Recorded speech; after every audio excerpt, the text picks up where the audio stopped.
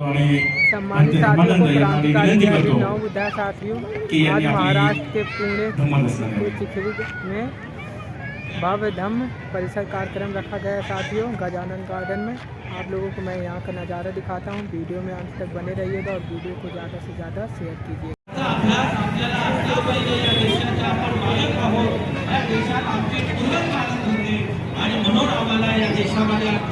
ये रहे हमारे मार्गदर्शक तथागत गौतम बुद्ध, और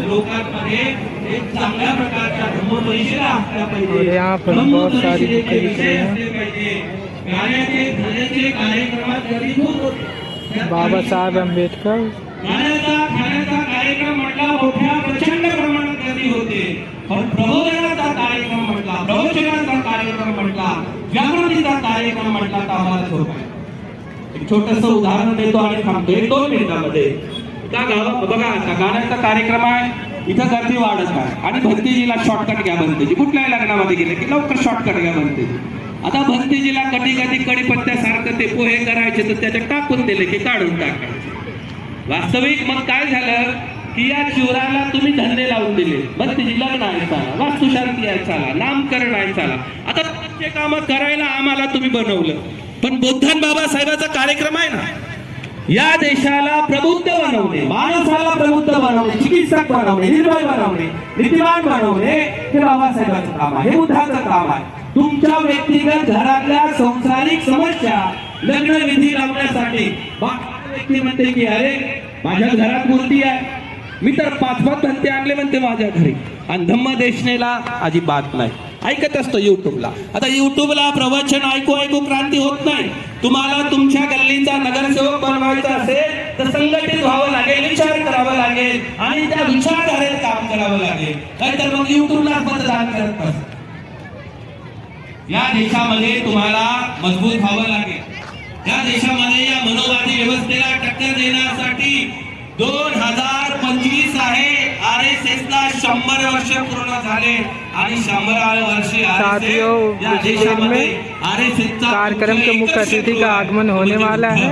म्हणजे संविधान आणि संविधानाला संपवणारी औलाद जर या देशामध्ये जागृत आहे, सतर्क आहे, तर बाबासाहेब आंबेडकर विचारधारेच्या लोकांनी पण जागृत असतं। एक छोटं उदाहरण देतो, थांबतो, कारण मला माहिती आहे मी बोलत असताना आजूबाजूच्या हालचाली जेव्हा होतात तेव्हा लक्षात येते की भंतेजी तुम्ही आता शॉर्टकट घ्या, कारण आमचे पाहुणे राहिलेले आहेत, त्यांचा सत्कार राहिलेला आहे आणि गाण्याचाही कार्यक्रम आहे। असो, आमचा एक छत्तीसगडला सुद्धा प्रोग्राम आहे, एक 10 दिवसाची धम्मयात्रा, बुद्ध विहाराचा विषय, संविधानाचा विषय, मी जास्तीत जास्त संविधानावर बोलतो, एज्युकेशन। यहाँ पर छोटे बच्चे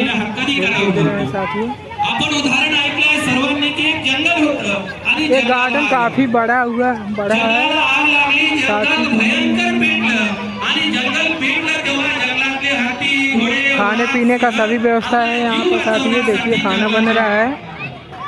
हाती आपला जीव वाचवण्यासाठी जंगलाच्या बाहेर जातात, सिंह बाहेर जातात, मोठे मोठे प्राणी त्या जंगलातून पळून जातात, तेव्हा एक चिमणी बाजूला असते, ते चिमणी तळ्यावर जाते, स्वच्छ पाणी घेते, त्या आगीत टाकते आणि परत तळ्यावर जाते। चिमणी चोचीतलं पाणी त्या अग्नीमध्ये टाकते, तळ्यावर जाते, चोचीत पाणी घेते। हे कृती करत असताना बाजूला 1-2 कावडे बसलेले असतात आणि ते कावडे त्या चिमणीची टिंगल घेतात। काय चिमणाई, तुझा बारका जीव आहे, असा नकभर मोठा जीव आहे, अफाट वनवा पेटलेला आहे, जंगल भयंकर पेटलेला आहे, जंगलाचे मालक हाती वाघ घोडे पळून जात आहे आणि यहाँ पर बहुत ही प्यारी बुकें, अच्छी बुकें मिल रही है साथियों, जिसे पढ़कर आप लोग बहुजन महापुरुषों के रास्ते पर चल सकते हैं। माझ्या जोडीच्या पाण्याने आग विझणार नाही, मग कावडे म्हणतात कशाला हा प्रयत्न करतो। चिमणी म्हणते ज्या जंगलाला मी विझवण्याचा प्रयत्न करत आहे त्या जंगलाने माझ्या पिढ्याचं रक्षण केलं, त्यांना खायला दिलं, प्यायला दिलं, आसरा दिला, निवारा दिला। भविष्यामध्ये ती आग आली होती, जंगल पेटलं होतं, आपण आवर्जून भीमा कोरेगाव आणि भीमा कोरेगावमध्ये 500 महाराजांची आम्ही अवलाद आहे हे सांगतो। तर चिमणी म्हणते हे आग लागली, वनवा पेटला, याचा इतिहास दिला जाईल आणि हजारो वर्षानंतर 100-200 वर्षानंतर त्या इतिहासात या आघाडीची नोंद होईल की 2025 मध्ये निवडणुका चालू होत्या, काय करत होते, म्हणजे 2019 मध्ये 25 मध्ये आंबेडकरवादी पक्षाचे विचाराचे लोक काय करत होते. तर चिमणी काय म्हणते, या आघाडीचा इतिहास दिला जाईल